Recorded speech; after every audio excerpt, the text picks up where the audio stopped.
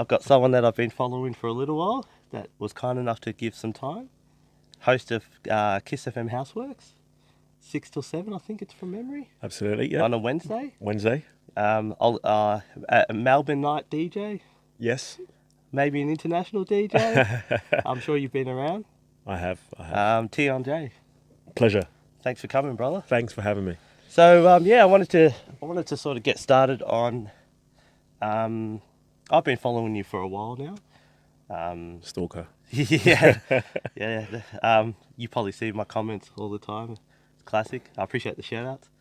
I wanted to sort of get into what got you into music, I guess, and into DJing.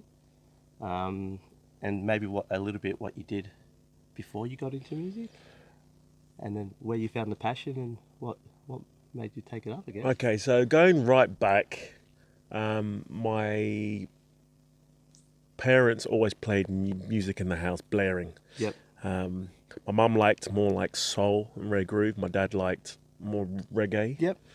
My father is a DJ as well. Yeah, so is mine.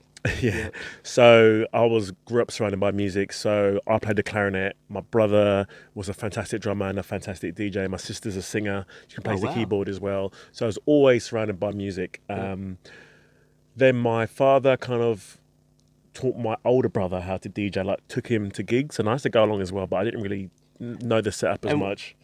Where was this based? This is back in London. London. I'm from the UK originally, if you didn't hear my accent. Yeah. So my dad used to take my brother first and me to gigs and like set up big bass bins and subwoofers and like That's vinyl awesome. turntables and tweeters and all that kind of stuff and stack them up, like 8 foot high. Yep.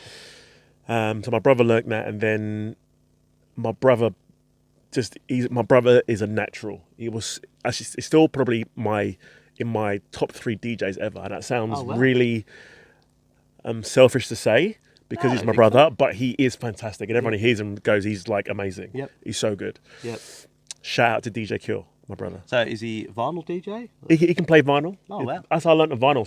So I'm going back about 35 years now. Okay. About 32 years now. Yep. And then when I hit about 10, I used to go and watch my brother DJ. Yep. In our bedroom, and then I was like, oh, show me how to do it. So he kind of showed me the basics, and then I kind of developed my own style, and he developed his own style in terms of his music. Yep. And I dabbled with R&B and soul first. Yep. Like swing, like Soul for Real, Horace Brown, who else? Blackstreet. Yeah. So this is what, late 90s? The original. Yeah. Oh, sorry, early mid-90s. Yep. Mid-90s. And then I turned to a bit That's of pretty drum. much what I grew up on Yeah, as well. yeah. So then I played a bit of drum and bass as well, and that's when I started playing at school parties because drum and bass was huge in the UK then. Yep. Played drum and bass and a bit of R&B, and then I started to play some UK garage. Yep. And the UK garage thing blew up again in like mid-90s, 95, 96, 97. Yep. So I used to collect vinyls, and I still got those vinyls. And then I went to a few clubs, and I heard house, and I was like, oh. Bit I more didn't. upbeat. In a way, I guess. For me, it was more the scene. Okay. The scene. So I went out to drum and bass nights, R&B nights, garage nights. They're all good, underground, but the house kind of scene was very. It was very gay, very happy. Okay. Yep. Everyone was very social. There was no fighting, no trouble. Yep. Everyone was out having a good time. You talk to any random person and you'd have a dinner for half an hour, buy me a drink, like cool, have a great night. And at every other night, that didn't happen. Okay. So I was like, okay, the music's cool, the vibe is cool, the people are cool. Yep. And those clubs were just like packed as well. I was like, wow. Whereas the garage nights, because there were so many garage nights, the big ones were full, but the other ones were like half full and stuff. I was like, okay, I want to play to where people are going to be happy, having a good time. Okay. And the place is going to be full. So I was like... Yeah, it's a no-brainer. And a no-brainer. So I like the music as well. Yeah. Plus, the money was there as well. I know it shouldn't be financial, but it helps when you're buying vinyl as well at the time. Of course. Vinyl was very expensive. Yep. It was more financially viable to play house than it was to play garage. I still love my garage, still love my R&B, still love my drum and bass, but in terms of making it a hobby that pays for itself, the house was the kind of way I went. I'm going to put you on the spot. Yes. So Teon wakes up with his family on a Sunday morning. Yes.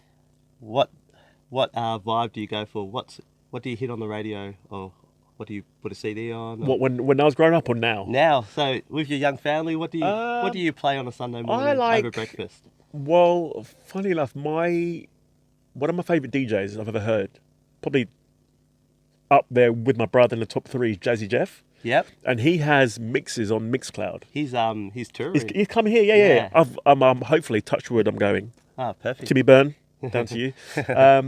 Yeah, he's one of my favourite DJs because he's like very eclectic. He plays R&B, hip hop, soul, and like underground, funk, disco, rare groove, and he mixes it all in. I like the way he plays like the new stuff and the old stuff. So he plays a new song and he plays the original right after it. So you're kind of like, oh, that's where that song came from. Yep.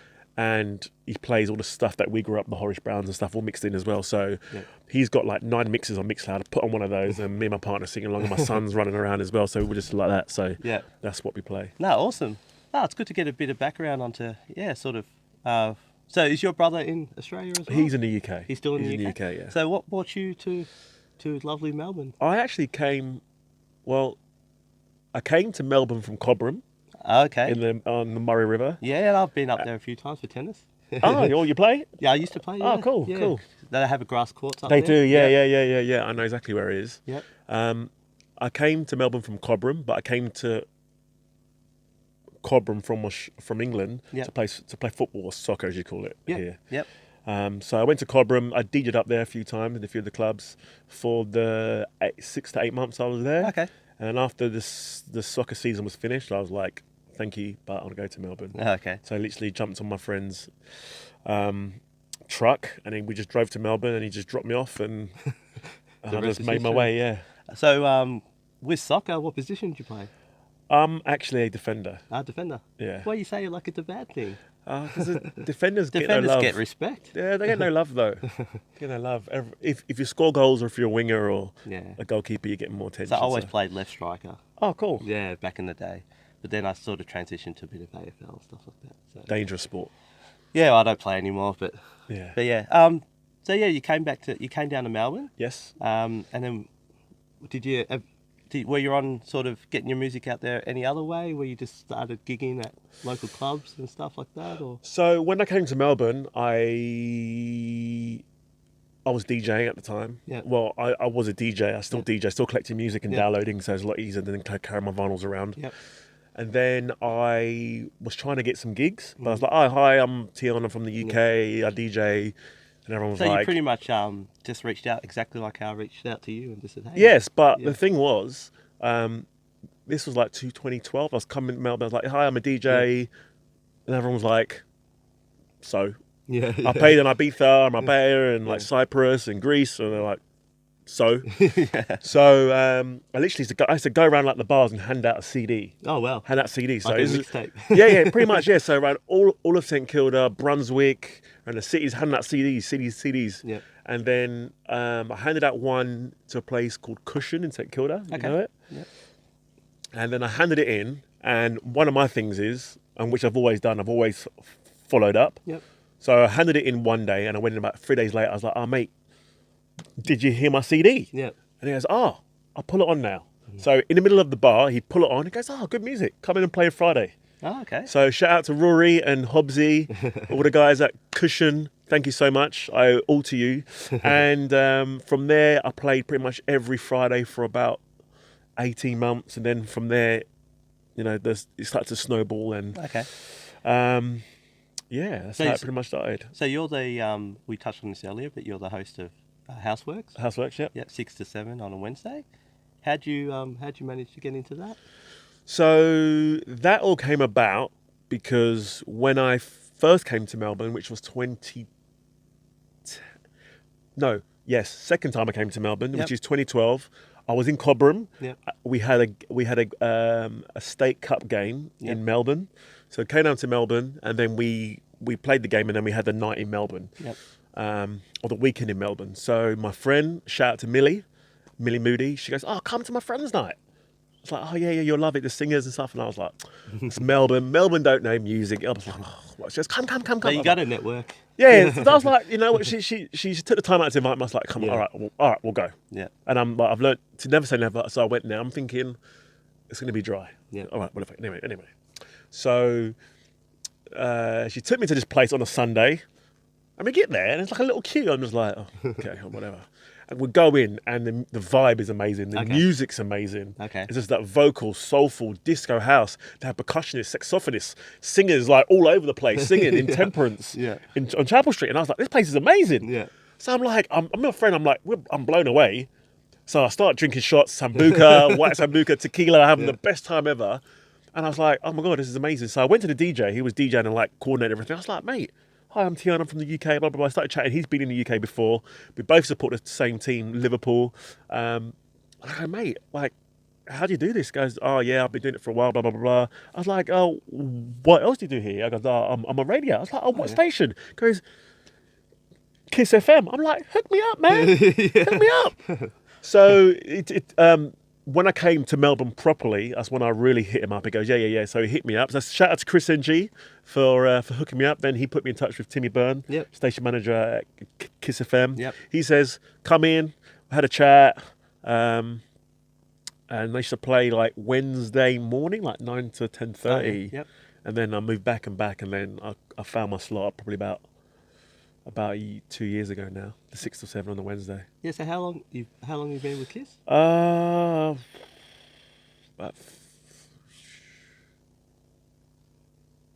Put you on the spot.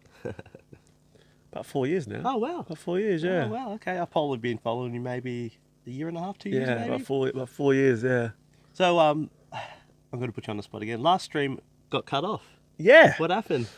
It's the Facebook police, isn't it? That's what it is. So is it because of the music that's getting out, or yeah, copyright issues and stuff? Copyright issues, music. I know they run like algorithms through the things, and they're kind of like, it's like a Shazam, which kind of like hears the music that's being played, and then kind of like says, do you have right to play it? And then you have to kind of say yes or no, and no one really asked the thing to do it. So I remember back in the day, trying to get Kiss FM on your radio, because there's 3 different frequencies. Yeah, bands, depending on where you are. Now with digital, it's a lot better. Yeah, obviously, easier, but back in the day, I used to. Yeah. You can only get it towards the city, and I used to get so excited because I could finally listen to Kiss. Yeah. But no, that's awesome. So what's your future plans? Are you thinking stay on Kiss for a little while? Are you going to get a bigger hosting gig? Open your own club? I don't have the time to open a club. I'd love to open a club, but it's just time. Yeah. And I'm a full-time school teacher as well. That's what I do, 9 to 5. Oh, really? Yeah, I'm a teacher. You want to give a shout out to you? Shout out to all the Emmanuel College crew, staff, students, management. Thank you. Hi. So what do you teach? Health and PE. Oh, perfect. And a little bit of science as well. Perfect. Yeah. Oh, okay. So my plans, yeah. You're hoping to have the DJ side of it a bit more full on? I would like, ideally, to get a bigger gig, maybe like on like a Triple J or something where the platform was a bit larger. Yep. And I can bring my personality and my music to a wider audience. I think my style is different to what you have in Australia here. So I think that is something that I can bring to the radio scene here. But it's just to find someone to can do that for me. Plus, it's all commercial stations and people like to hear you before. And I know that to get a good gig on radio, you need to do regional radio first. Yeah, okay. Which is go out to Albury or Ballarat, and then from there you can kind of come back in and do like the Novas and the whatever else station. Hot or whatever. Don't sell out, man. No. Well, yeah. Stay alternative. Absolutely, stay independent. Yeah, that's what I think that's what adds to the charm.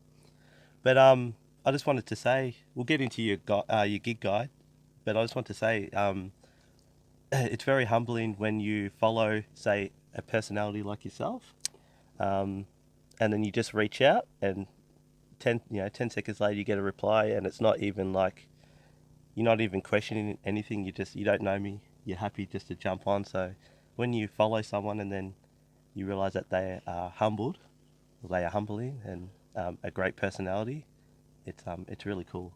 Oh, thank you. That means a lot. So I appreciate it. I appreciate you coming on, giving your time. Anytime. So we're talking off air, you've got a couple of gigs over this weekend or into next weekend? Yeah, this weekend or tonight I'm playing at the Village Bell the Saint, and the new club opened by Rory, who owns Cushion. I think it's Cushion still. Yep. Poison on Fitzroy Street. Okay. And then next week I'm playing at the Village Bell again. Okay. Now for the Poison, is there tickets available still? Is there? I think you just rock up and just pay on the door. Oh, really? Yeah. So Okay. I think all those clubs or bars you can just like come in and just like pay the cover charge, whatever it is. Okay. I think they may even be free. Some of them. I know the Village Bell's free. Okay. But it gets quite busy, so best to arrive early. Yep. So with what times are you playing? The different. So the Village Bell tonight, it will be 7:30 to 10:30. Yep. The Saint 11 till 1. Yep. Shout out to Stephen Nico. And then Poison 2:30 to 4 Okay. So a.m. So one thing I wanted to quickly touch on before we end it, you sort of said that you're full-time teacher. Yep. On Instagram, you can see your cute family. Thank you. How do you manage? Hi Hudson. Hi Sarah. How do you manage to balance it all? You know, because I grew up as a father as a DJ. Yeah.